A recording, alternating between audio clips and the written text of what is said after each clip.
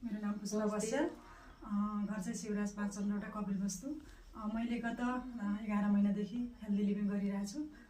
यस्तै विविधै आफूले भएको जानकारी गर्दै गर्दा र धेरैजनालाई सप्लिमेन्ट दिँदै गर्दै गर्दा मैले एकजना म्याडमलाई भेटेँ। उहाँ धेरै बिरामी हुनुहुन्थ्यो, धेरै समयदेखि धेरै ठाउँहरूमा औषधि गराएर उहाँ चाहिँ एकदमै दुःखी भएर बस्नुभएको थियो। उहाँसँग भेट्ने मौका पाएँ।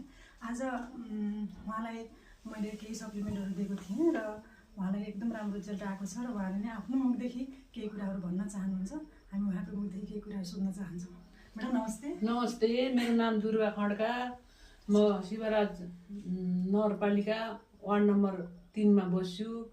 म धेरै लगभग 2064 सालदेखि म बिरामी थिएँ। बिरामी भएर पछि त्यो जुन अङ्ग पाठेघर निकालेर फालियो, फाली पछाडि पुसको 3 गते फालेको हो।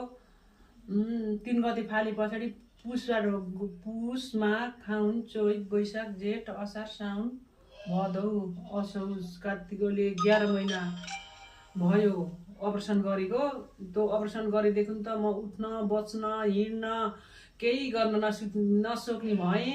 अब अन्तिममा गएर अब त बाँचिन्नै क्या, अब यस्तै भएपछि भने सुजन भयो बढी शरीरमा, हात खुट्टा पनि नतात्ने, निद्रा पनि नलाग्ने, भोक पनि नलाग्ने, ग्यास्ट्रिक भयो भन्छन्, भुँडी शरीर फुलेर एकदम ठुलो भइसक्यो।